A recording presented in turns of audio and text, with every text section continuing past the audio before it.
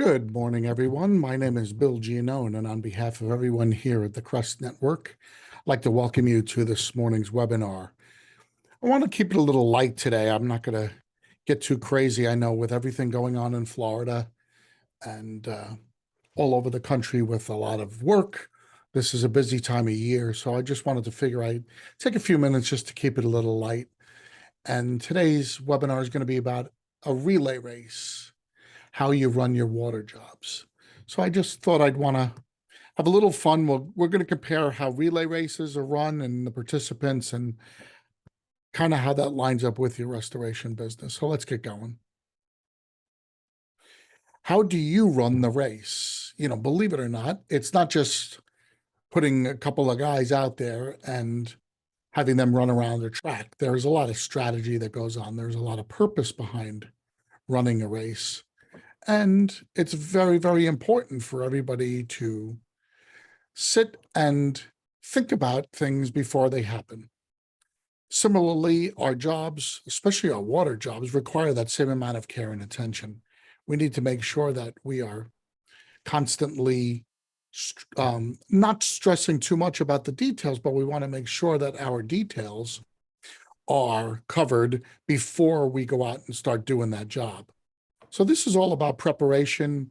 It's about people's roles and responsibilities. So let's get right into it. Before you run that relay race, you have to pick your team members. Obviously, we all know that. You can't just tell any four guys to go out. So we have to make sure we pick them. But, just like in restoration, your team members have very specific, unique skill sets. Let's talk about this a little bit. I'm not a track and field guy, but I always enjoyed watching the relays in the Olympics. I always loved certain concepts about it, that it requires a great amount of individual skill, but at the same time, the individual skill has to marry itself to the purpose of teamwork. So let's talk about it. In most 4x100 races, which is what we're going to talk about today, that would be one lap around a track. A track is usually 400 meters around. And that means each person on the four-member team has to run 1/4 of the race. But if we look at this track, you'll notice that in the bottom right is where the first runner starts. So basically his entire route is around the turn. Number 2 is going to take his turn and run straight. Number 3 is going to run a turn, and the fourth guy, the finish guy, is going to run straight again. So these require different skill sets. Again, I want you to think about this as we're talking about it in how we're going to start talking about our water damage projects. Okay, let's analyze it again. The starter starts in the bottom right. So we have our start man and the finish line both at the same spot. But look at how different each man's responsibilities is. Okay, we're going to get into them now. Each runner, each piece of this race is called a leg. So the first runner runs the first leg of a race, and there are 4 legs to a relay race. Let's talk about the first runner. What are the skill sets that the first runner needs? What are the things he needs to be able to do well? Well, first of all, he has to be the one who's the best out of the blocks. The blocks are those things that are set up for the runners to start the race. Those little metal pieces where they can put their feet in so that when the gun goes off, they get a really good push off the block. So those are the blocks. We have to have a runner who's really good at accelerating from a dead stop. That's a very important aspect of being that first runner. So his skill sets need to be really specific. He obviously needs to be good at running around a turn as opposed to running straight, because if we remember, his leg was around that first turn. So he's got to get everything started properly for the race. He's got to get the tone set for the rest of the team. If he screws up getting out of the blocks, or if his turn isn't really, really perfect, we've got a big problem going into the rest of the race. Those 3 guys now are going to have too much work in order for them to stay properly in touch with the rest of the field. So that first runner has definite responsibilities we need to focus on.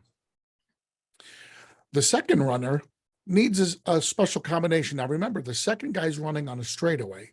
So he needs to be able to maximize his speed, but he also needs to make sure he doesn't go too fast too soon. Yes, there is a way in 100 meters that a guy could run too fast too soon.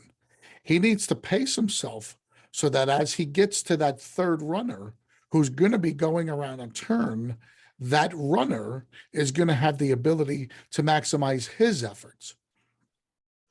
So the first guy is going to make it around the turn and hand off the baton to the second guy.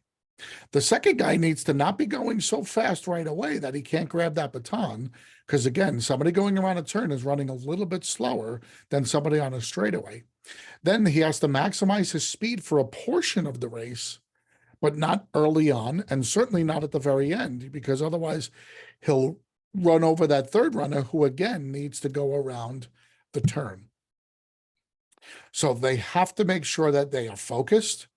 They have to make sure that they do their job diligently and they're very direct in their field. In a straightaway, the straighter you can go, obviously the faster you can go. If you're weaving in and out of the lane, you're going to have a lot of problems. You're going to be a lot slower than your competitors. That third runner needs to have finesse and the greatest skill of all of them. Remember, the first guy's coming out of the blocks to go around a turn. The third guy's going around a turn, but he's doing so by actually taking the baton from the second runner. That's a totally different skill set than the first guy who's starting with the baton in his hand. So they have to be able to grab that baton at really high speed, then navigate that turn, and then while the turn is ending, hand it off to the final leg. There's a lot of pressure on that third leg. In most relay races, for those of you who may not know, the third leg is usually the guy, if numbers 1 or 2 have any issues, the third leg is usually the guy who has to make up the difference to give that last guy the chance to win. So the third guy has all the weight on their shoulders. They're basically the workhorse of this entire relay. Finally, the last leg is called the anchor leg. I guess they came up with the name because he anchors the team. He's the one who ultimately crosses the finish line, either first or as low as 8th. So on most teams, they're the ones who are able to close the strongest. They're very set in their ways. They have one mission. They're to grab that baton and run as hard as they can, as straight as they can through the finish line. So they don't have a lot of the details. You know, when we talk about the other details, the first guy's got the block. The second guy has 2 handoffs. The third guy has 2 handoffs and a turn. The fourth guy's got it the easiest. He only picks up 1 handoff, and at the end, he just runs as fast as he can. He doesn't have to stop anywhere. He doesn't have to hand off to anyone. So his job in some ways is the easiest, but he's also got the most demand on him for speed, for accuracy, and for perfection. One tiny blip by him, and it's very obvious to everybody that the race is not a success. So there's a lot of pressure on him as well. You could see that each one of them has their own responsibilities. So of course, the next question you're going to ask is, which runner is the most important one? Well, I could make the argument that the runner that's the most important one is the one who has the baton in his hand. Those would absolutely be the ones that you have to make sure are going to absolutely do their job at the greatest at that moment. So when the baton is in their hands, they are the most important runner in that race. Obviously, everybody objectively could pick their favorite and say, oh, they're the most important. Or usually when it comes to famous Olympic relay teams, The anchor guy gets a lot of the credit because he's the one who's crossing the finish line first. So when people see that, they tend to lean towards the anchor guy. He tends to be the fastest of the four, but he's also the one who gets all of the visual credit for hitting that tape first. So a lot of times people will say that he's the important one. I'm here to argue whoever's got the baton in their hands, they're the most important one. Again, we talked about it all the way. How does the race move from one runner to the next? What links them? It's that baton. The baton is the only thing that links all the different people. The guy who starts the race, he's so far away from the finish line by the time he finishes his circle. He's basically on the other side of the track. So what links him to the guy who's last? They never, ever practice together because the number one guy never needs to hand off to the number four guy or receive a handoff. It's not like it goes around a couple times. The first runner has one responsibility. So he works really closely with number two. And the only thing they ever work on is that handoff. Since number two never runs on a turn, he doesn't practice running on a turn with number one. Number one practices his thing and does his thing. The only thing that links them is that baton, and that baton and the process of turning it over from one guy to the next is all they ever care about as it relates to the teamwork. But obviously, if all they are is selfish and that baton doesn't get passed perfectly, the team doesn't win. You can see where I'm going with all of this, guys. Clearly, when we take off the tracksuits and we put on the business suits, the project becomes our baton. We have to make sure that we treat the baton with the utmost care and concern, and everything that we train on are the individual skill sets while they're holding the baton, but we also train on the handoff of that baton from one group to another. So just like a relay race, your water projects have 4 distinct parts. What does your team look like? I can make the argument that every company, no matter how small they are, should have a process by which each of those 4 legs is a separate and distinct process. That you don't allow different legs to be involved. I can make that argument that each of the legs should be functioning independently from themselves. Let's get into the project and let's understand what I mean by that. Leg 1, the way I look at it, is your marketing. Yes, a project begins with marketing. It's very difficult to have a project that is not a project that starts with some form of marketing.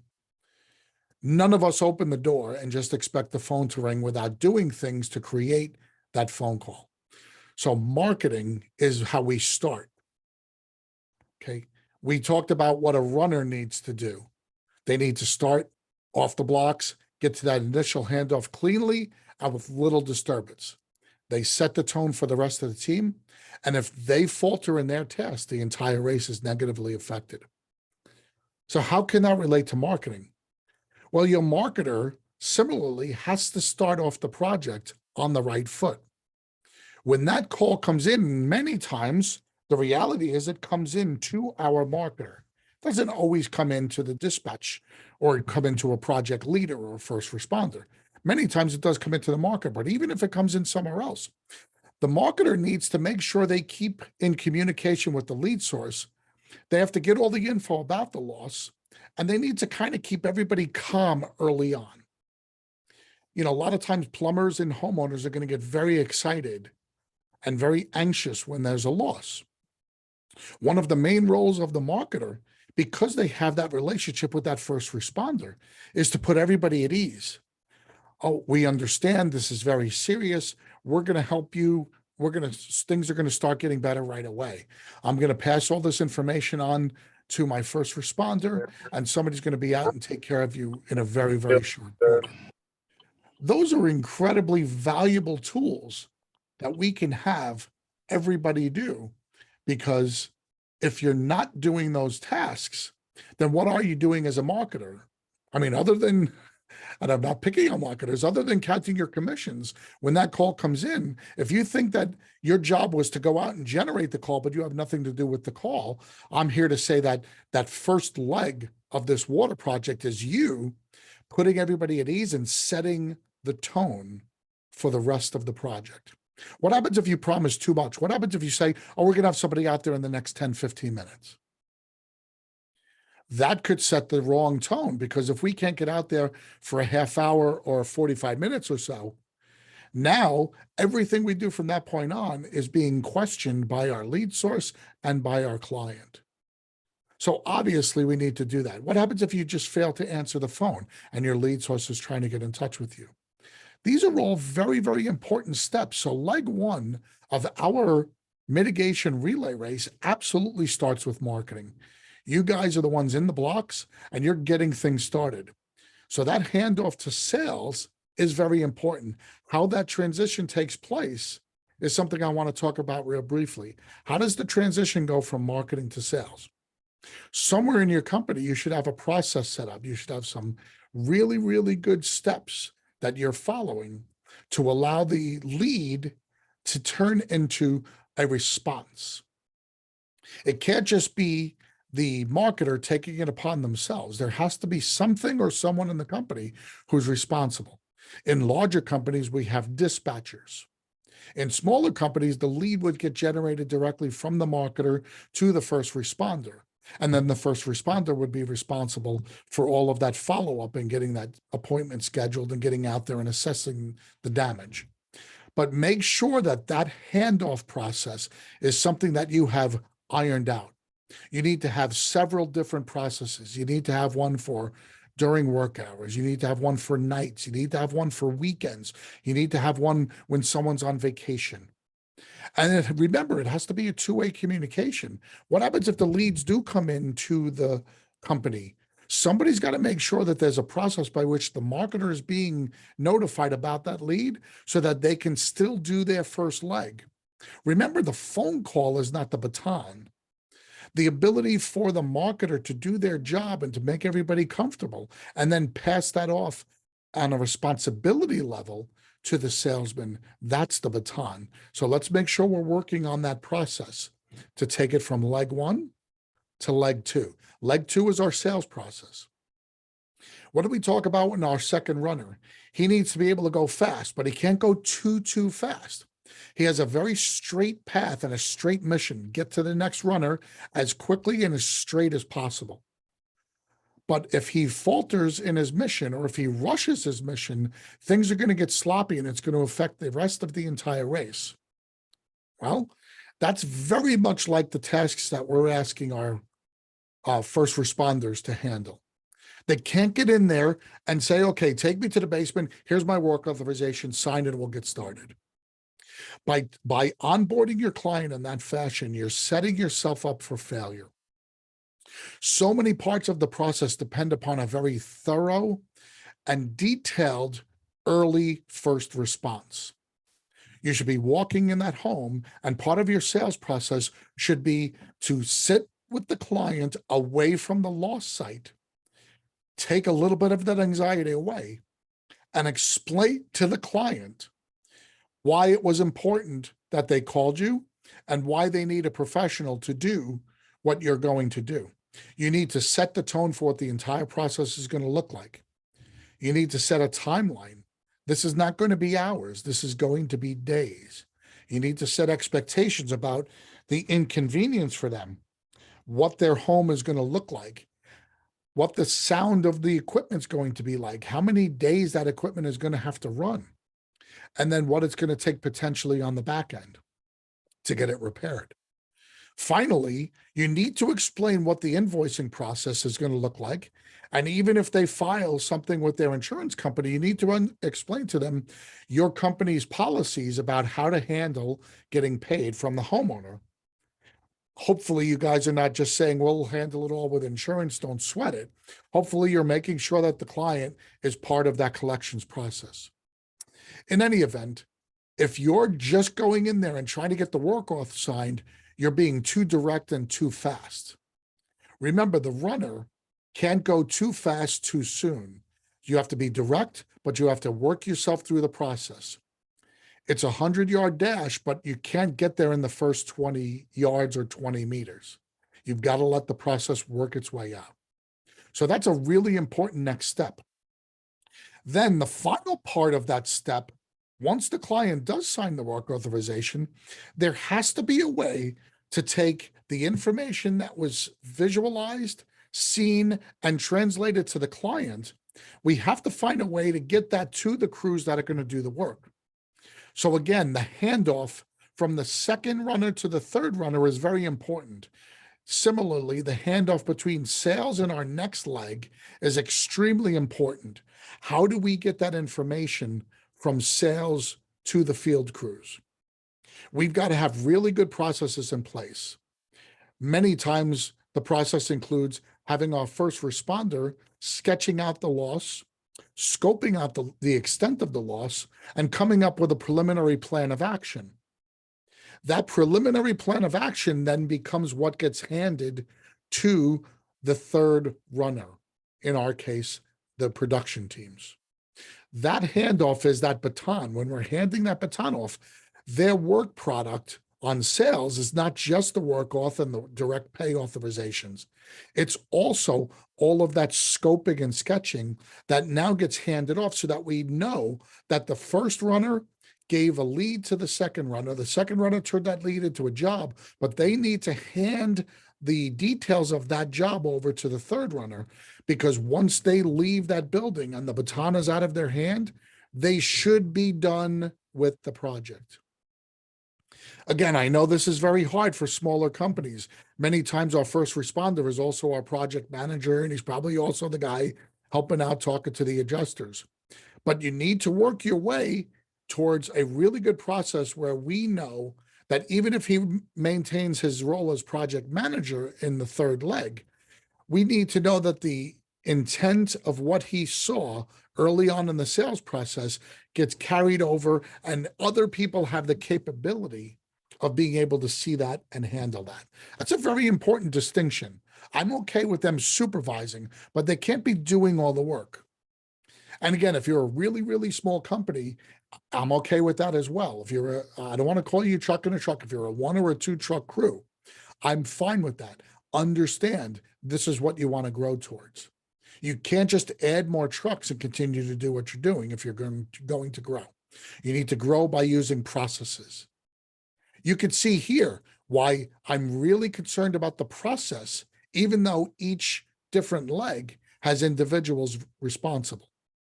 We're talking about the tasks that those individuals need to do. Those are all parts of our process.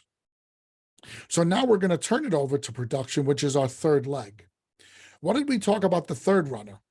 They need to have finesse and the greatest skill set overall of all of those different pieces, because they have to take that baton, they have to navigate the turn, and then they have to handle the pressure from everybody else. They have to try to make up for the other mistakes, and they have to make another handoff. So production, many times in the field, in our industry, looks exactly the same. Think about what our production team has to do. They have to take that initial scope of work. They have to start doing the work. They have to have a lot of finesse in doing the work the way that was instructed to them. They don't want to make too much of a mess, but they have to do demolition. They have to make a mess, but they also have to be very clean about that mess. They have to do things that are going to take time, but they also have to be quick in doing it. See how crazy that sounds? I know we don't really articulate it a lot, but that's what we ask our crews to do all the time. They also have to be able to have the ability to see if there's issues in front of them that are different from what they were told. They have to make adjustments. So if there were issues or problems with number 2 and the scope isn't perfect, they have to make up for that scope inefficiency or issue by being able to make that correction on that turn. The whole time, we're asking them to keep the client happy. They have to work hard, fast, and in difficult situations. But if they do everything that they're supposed to do, and they take the baton and they run with that baton and they get around that corner, when it gets to the fourth leg, they're going to be the single most responsible party for setting us up for success at the very end. Okay. Leg 4 is invoicing. We didn't talk about the transition from leg 3 to leg 4, but it's pretty clear to me. We need to have very efficient documentation. We need to have very efficient production, and we need to have really good communication. Those 3 pieces of what leg 3 needs to do are vital, because when it goes to invoicing, we have to understand what's important for the invoice person. We have to make sure that they get everything they need. So all we want the invoice person to do is very similar to what we want this 4th runner to do, the anchor. We want them to take the handoff safely and just run as straight as they can, as fast as they can. And they have to run through the finish line. They don't get to run and coast at the end. Let's talk about that in relation to our invoice process. Our invoice process, everything else has been done. The handoff goes to them. They've got everything they need, which is the baton firmly in their hand. Now they have to sprint. It's a race to get our money. I've given a lot of stats out before, but yes, if it takes you a week from the time the project is done to submit your invoice, it's going to take you an extra month to get paid. That translates into nearly 90 days, because the average window for getting paid, if you're really efficient, is anywhere from 30 to 45 days if the money's going through a carrier. So 30 to 45 days is the average amount of time. If you're stalling by even 1 week, you've now pushed that off to almost 90 days. That puts you in a really, really difficult position. So it's a sprint. Get your invoice prepared and submitted as fast as you can, and go as fast as you can in getting that invoice paid. You are responsible for following up and for pushing that process. You can't say, oh, I've got a lead, I got it done, I'm going to coast to the finish line. No, it's not like others are going to pass you, but what's going to happen is if you coast going to the finish line actually keeps moving away from you. It's a little different twist than a traditional relay. But if you coast and they keep moving the finish line, you get no closer to getting paid. And it's really important to understand that running through the tape is an expression that they use for races. And it's really because in order to actually guarantee that you're going to win, you need to run as hard as you can until you know that you've broken the tape. Because if you don't, you really can't see what's behind you and who's going to overtake you or issues that you may have. So you run through the tape. In our business, running through the tape is very, very important. Running through the tape means the money is in our account. Remember, the race isn't over until we close out the project. When is the project closed out? When the money's in the account. So the race is not over when we submit the invoice. I know a lot of companies that have very, very successful track records, but they have really, really terrible accounts receivable. So they do a lot of work, and yet the accounts receivable is very high. That means they have a lot of races that have not been finished. So let's piece again these different 4 legs.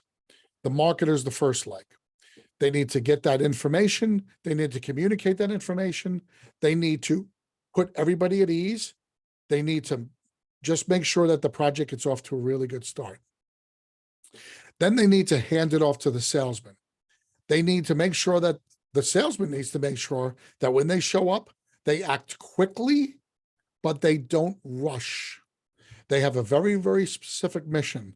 They're supposed to just go straight to the facts, and they're supposed to go straight to the problem, but they're also supposed to make sure that they set all the groundwork for the steps to come.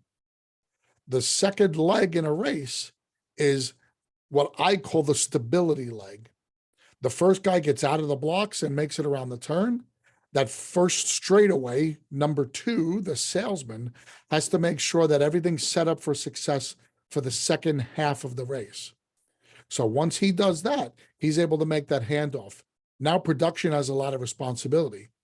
If things don't go perfect at the start, they've got a lot of work to do. They've got to make sure they take that handoff, navigate the turn, and then get ready to hand it off to invoicing. But there are a lot of things that are important to their job. So they have to be flexible, they have to be quick, they have to be very diligent in what they're doing, and they have to be single-minded to make sure that they do their job as well as they can, clean and efficient.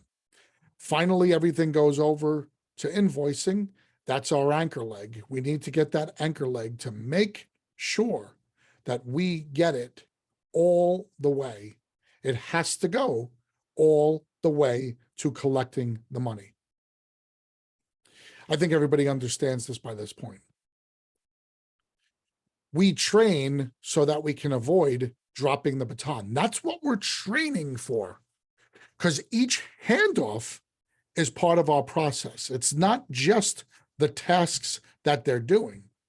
Yes, we train marketers on how to bring in business. We train salesmen on how to sign work authorizations. We train production teams on how to cut drywall and how to set equipment. And we train our invoicing and collections teams on how to write invoices.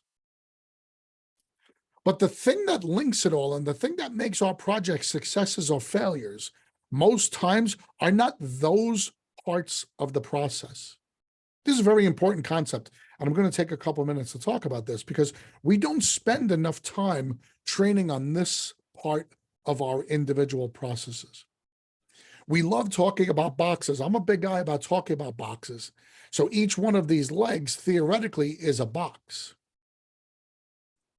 So we talk about the boxes, and it's really easy to sit with those individuals and talk about their responsibilities, get their feedback, and then train according to those specific tasks that they do alone. The baton is sitting in box one, and there needs to be an interaction between box one and box two to get that baton out of box one and into box two. In our case, to get the job from a marketing box to a sales box. Most of the clients I work with find it very difficult sometimes to quantify or to analyze that handoff. Yet, as we could see in a relay race, 99 times out of 100, if the race is not won, we can point to one of those three handoffs as the single reason why the race was not successful. So similarly, I'm here to tell you, we can point to the period of time when we're handing off and transitioning our project from one of these four boxes to the next. That transition period is absolutely when we can point to the deficiencies in our project. So let's talk about how do we hand it off from marketing to sales. The marketing to sales handoff comes in making sure that there are no prejudgments. I work with a few companies who have several marketers and several different first responders. They might have several different offices. It's human nature for our marketers to have favorites. It's human nature for them to think, well, I like Jerry, but I don't like Tom because Tom doesn't close as many jobs that I send him. And you notice I did that on purpose. Marketers call them jobs. First responders call them leads because they're not jobs till they sign them up. But every marketer thinks, rightly so, that every lead they get should be a job. So as part of what we're talking about in this whole scenario, it's very important to understand that the handoff can't have a bias. We can't allow the handoff and the transition from one piece to the other to be tainted by somebody's feelings. So that marketers shouldn't have a bias, even if they have a favorite. They should hope and pray, and they should be working towards a process that takes away the bias. Similarly, when the first responder gets their lead, they shouldn't be prejudging that lead by either who the marketer is or by who the lead source is. We all know that there's certain plumbers who give us really, really great leads, and there's other plumbers who kind of call us with everything, and they're kind of in search of their referral fee. We understand that that's all part of what we're doing out there. And we do our best as a company to try to still sign everything up. But I'm here to tell you that through sales training, we've realized that a lot of our salesmen, if they see that it's a certain plumber who might be only closing at 50 or 60%, they start with a predetermination that this is going to be a poor lead. Well, if you're starting with a predetermination, anybody who's ever taken any kind of sales training knows that unless you're 100% committed to that job, you're never going to sign it up. So any doubt in your mind is going to create what I call a self-fulfilling prophecy. You're going to go in there, you're going to start looking for ways that it's not a job. You're going to talk yourself out of signing a work authorization, and you're going to blame it all on the lead source and on the marketer. So that transition between marketing and sales takes place in a way that we hope is done just simply through steps of a process, and we keep emotion and we keep any kind of subjectivity out of it. Okay. Now, from sales to production, we need to make sure that there are no holes, that there are no gaps. Many times our salesmen might be so anxious to get that signature that they don't want to do that mundane work of putting together a scope of work. Oh, you know what? This is so obvious. The guys, when they get here, they're going to know what it is.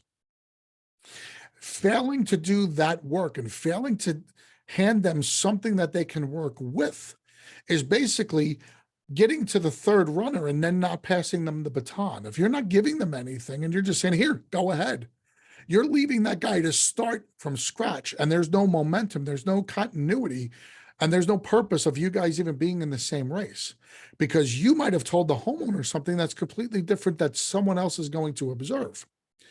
Clearly, in our industry, we know that there's more than one way to skin a cat. And I'm sorry for that analogy for all of you cat lovers, but there is more than one way to look at a job. What one person deems as demo, the other person deems as dry in place.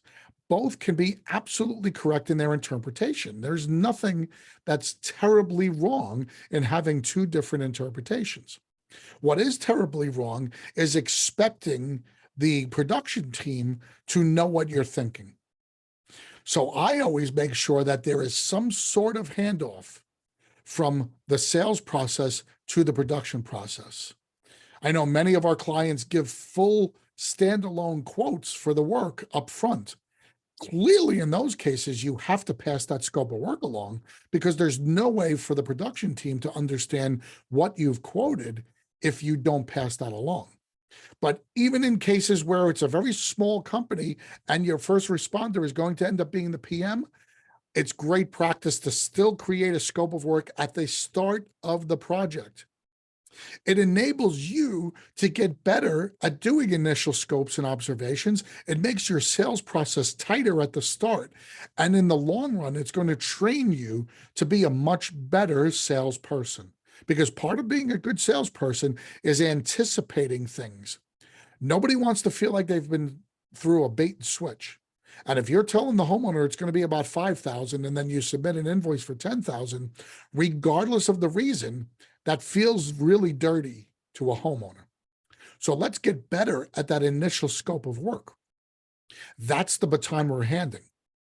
Finally, we have to make sure the handoff from leg 3 to leg 4, from production to invoicing, includes some very basic but very important things.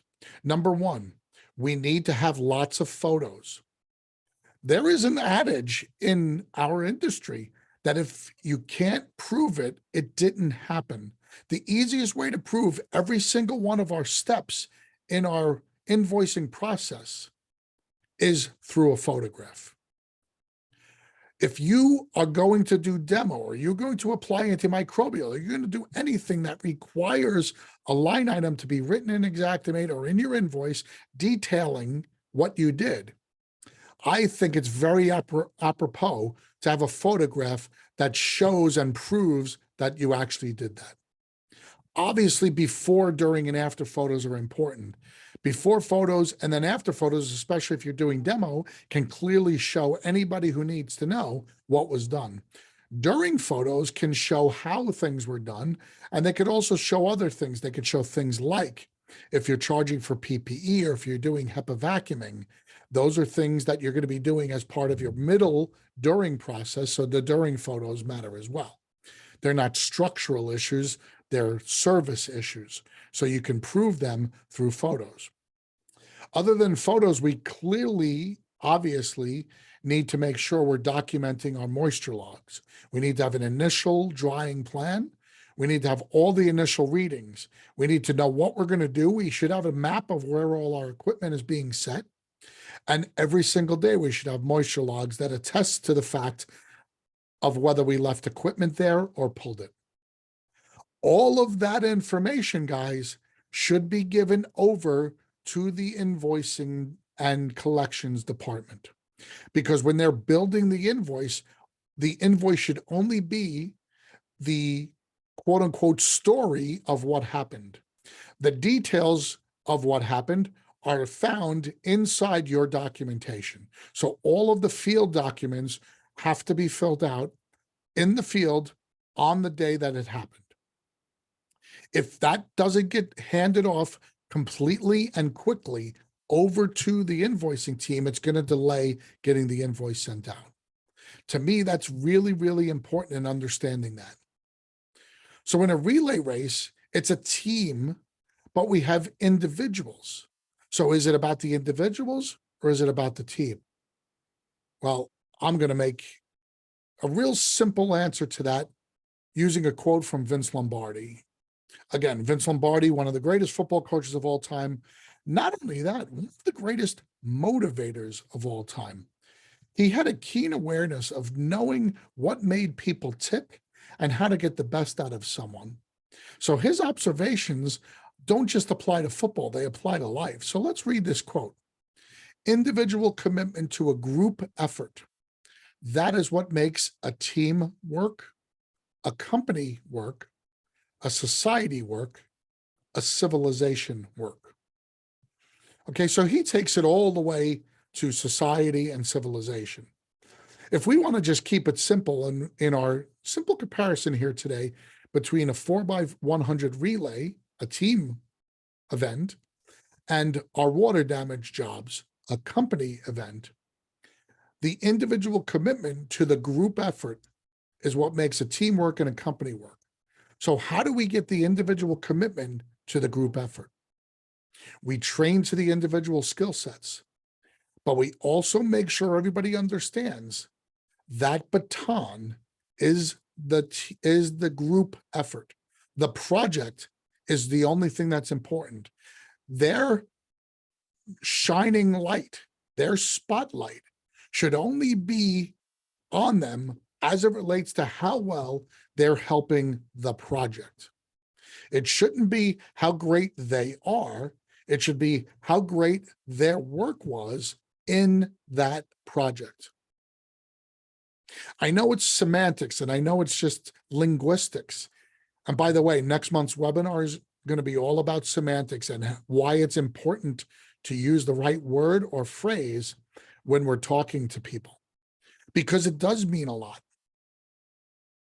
If someone thinks that it's all about them, there's no team effort, there's no company effort, and there's no continuity in that project. If somebody thinks that while they are holding the baton, they're being looked at and they're going to get credit based on their ability not only to run with the baton, but also to hand off or take the baton, then everything is now team focused. It's project focused. And dare I say, it's process focused. You've heard me talk before on other webinars or on podcasts. I'm a huge process guy. All of everything I talked about today is taking individual skills and making them fit into a process that in the end, if the process is what matters to everyone, the team is going to win. I want to thank you for taking some time today out of your busy schedules to join us here at the CREST Network. I first want to reach out and make sure that everybody knows that Dick and Cheryl living down in Fort Myers were adversely affected by Hurricane Ian, and our thoughts and prayers go out to them. We're hoping for a very fast rebuild of their damage to their home. Thank goodness their health and the health of their family is fine. That's always first and foremost. Property can always be rebuilt, but we reach out to them as we do to all others who have been affected by this terrible storm. On one final note, I do want to remind you guys that the CREST Network is now doing podcasts. We put up quite a few every week. There might be a little lull right now based on Dick's inability to get internet most of the time. But we still ask you to go to Spotify and check us out. Search the CREST Network, and we have what's called CREST casts. We have a few dozen of them up there right now, and if you haven't checked them out yet, go in there and click on a few. They're mostly 10, 15, 20 minutes, and they're on very, very different topics, not as coaching as I would say that these webinars are, a lot more just kind of off the cuff, let's call them, roundtable kind of discussions. So that's where we're at. I want to thank you so much for joining us today. And on behalf of Dick and everyone at the CREST Network, my name is Bill Ginone. Thanks so much for joining us. Have a great day.